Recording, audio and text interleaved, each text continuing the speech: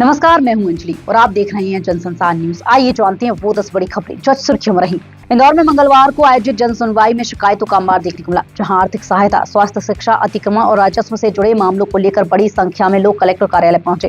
Collector Shivam Verma ने सभी आवेदनों की सुनवाई कर संबंधित विभागों को त्वरित कार्रवाई के निर्देश दिए। वहीं बाबा भूतनाथ मंदिर मार्ग विवाद का मुद्दा भी सामने आया, जिस पर प्रशासन द्वारा जांच प्रक्रिया जारी है। पश्चिम रेलवे के रतलाम मंडल ने माल परिवहन में नया रिकॉर्ड बनाते हुए एक ही दिन में 66 क्रैक ट्रेनों का सफल संचालन किया और 54.1% का अब तक का सर्वश्रेष्ठ क्रैक रेशियो हासिल किया। बेहतर समन्वय और परिचालन दक्षता के दम पर हासिल की गई इस उपलब्धि से मालगाड़ियों की रफ्तार बढ़ेगी और रेलवे नेटवर्क की क्षमता का अधिक प्रभावी उपयोग हो सकेगा। इंदौर में पानी की किल्लत को लेकर छोटा बांगड़दा की रूपनगर कॉलोनी के रहवासियों का आक्रोश जनसुनवाई में पहुंच गया। लोगों ने आरोप लगाया कि बोरवेल में पानी होने के बावजूद अब तक कनेक्शन नहीं दिए गए हैं, जिससे पेयजल संकट बना हुआ है। प्रशासन को ज्ञापन सौंपकर जल्द समाधान की मांग की गई है। वहीं अधिकारियों ने अगले 2 दिनों में समस्या दूर करने का आश्वासन दिया। भोपाल में मुख्यमंत्री डॉक्टर मोहन यादव की अध्यक्षता में हुई कैबिनेट बैठक में बड़ा फैसला लेते हुए स्वामित्व योजना के तहत 46.80 लाख लोगों को उनकी आबादी वाली जमीन के रजिस्ट्रीकृत दस्तावेज देने और सरकारी स्कूलों की कक्षा 1 से 8वीं तक के विद्यार्थियों को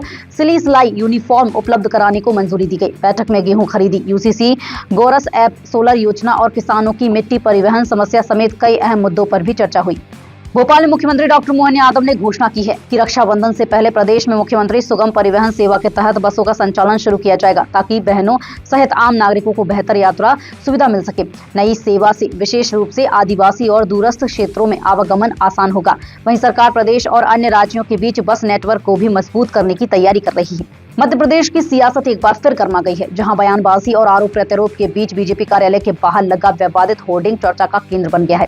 इस होर्डिंग में कांग्रेस प्रदेश अध्यक्ष जीतू पटवारी को लेकर की गई व्यंग्यात्मक टिप्पणी पर कांग्रेस ने कड़ी नाराजगी जताई है। वहीं राजनीतिक बयानबाजी और तेज हो गई है। धार जिले की सरदारपुर विधानसभा क्षेत्र के राजगढ़ में कांग्रेस संगठन की समीक्षा बैठक हुई, जिसमें एआईसीसी सह प्रभारी उषा नायडू ने बूथ स्तर की तैयारियों, जनसंपर्क और संगठनात्मक गतिविधियों की समीक्षा कर कार्यकर्ताओं से संगठन को जमीनी स्तर पर मजबूत करने का आह्वान किया।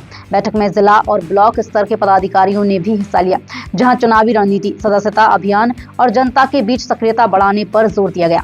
खरगोन में सिंहस्थ 2028 की तैयारियों के तहत पुलिस के लिए ट्रेनिंग ऑफ द ट्रेनर्स कार्यक्रम आयोजित किया गया, जिसमें पर्यटक सुरक्षा और भीड़ प्रबंधन पर प्रशिक्षण दिया गया।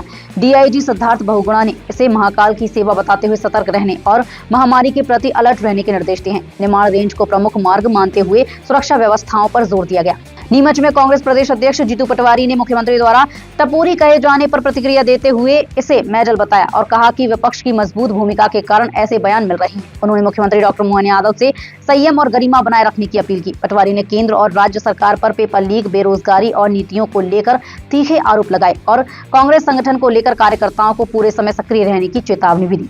मध्य प्रदेश में प्री मानसून की दस्तक के साथ मौसम ने करवट ले ली है। श्योपुर 35 डिग्री तापमान के साथ पचमढ़ी से भी ठंडा रहा, जबकि भोपाल, इंदौर, ग्वालियर समेत अधिकांश शहरों में पारा 40 डिग्री से नीचे पहुंच गया है। तेज आंधी और बारिश ने कई इलाकों में जनजीवन प्रभावित किया है।